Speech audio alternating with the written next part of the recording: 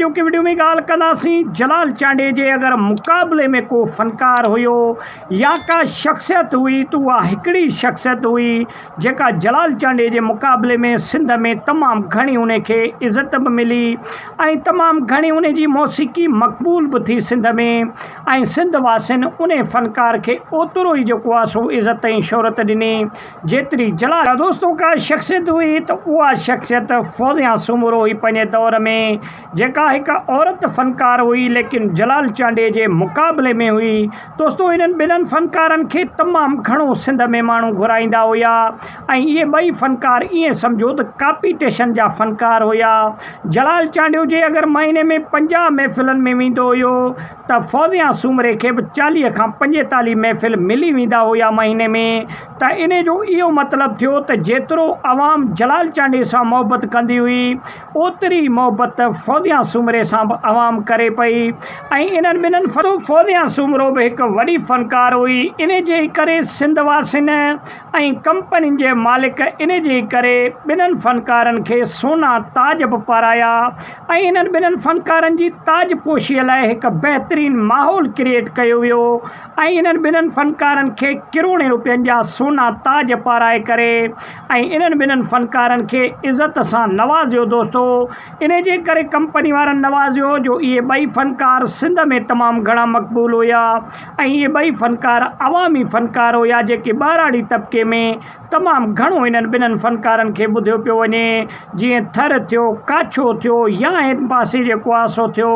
त अहिड़े तरीक़े सां तमामु घणो केस्ट थिया कंपनियुनि वारा थिया ऐं उन खां अलावा गाॾियुनि वारा ट्रकनि ट्रैक्टरनि वारा थिया। इहे जलाल चांडियो ऐं फौज़िया सूमरे खे तमामु घणो ॿुधंदा हुआ ऐं इन खां 3 नंबर जी अगरि फ़नकार जी ॻाल्हि कजे त उहो मोहम्मद उर्स चांडियो बि सिंध जो हिकु भलो फ़नकार थी उभरियो जेको जलाल चांडे जो हिकु तमामु बहितरीनु शागिर्दु हुयो ऐं जलाल चांडे उन सां तमामु घणी महिनत कई। जे अगरि यकतारे चपड़ीअ जी ॻाल्हि कजे त यकतारे चपड़ीअ में पहिरों नंबर जलाल चांडियो हुयो ऐं ॿियो नंबर सिंध में मोहम्मद उर्स चांडियो हुयो जंहिं यकतारे चपड़ीअ खे तमामु घणो जेको आहे सो बुलंदियुनि ताईं पुॼायो। ऐं यकतारे चपड़ीअ जी अगरि जे मौसीक़ी ॿुधण वारा जेके माण्हू हुआ जिन्हनि फ़नकारनि जी दिलि सां ॿुधंदा हुआ त उहे इहे ॿई फ़नकार हुआ मोहम्मद उर्स चांडियो जलाल चांडियो ऐं औरतुनि में तमामु घणी मक़बूल जेका हुई उहा फौज़िया सूमरो हुई। छाजे करे जो हर घर में औरतुनि जो बि हिकु जेको आहे सो हिकु दर्जो हूंदो आहे। पोइ जंहिं बि घर में शादी थींदी हुई त उते मायूं जेको आहे सो तमामु घणो मर्दनि खे इहा ई रिक्वेस्ट कंदा हुआ त फौज़िया सूमरे खे घुरायो वञे त फौज़िया सूमरो हिकु औरत फ़नकार बि आहे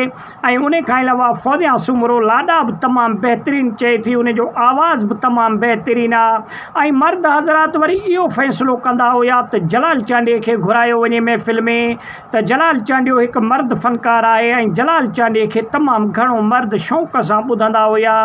अहिड़े तरीक़े सां सिंध जा इहे 3 वॾा फ़नकार हुआ जेके अॼु 2025 में बि सिंध में तमामु घणा मक़बूल आहिनि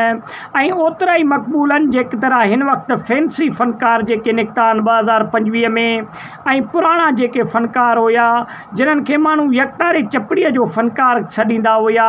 उहे फ़नकार बि तमामु घणा हिन वक़्तु बि मक़बूल आहिनि। त वॾी महिरबानी, उमेदु आहे त नंढिड़ो वीडियो तव्हांखे पसंदि आयो हूंदो। वीडियो खे लाइक ऐं शेयर कयो। वॾी महिरबानी।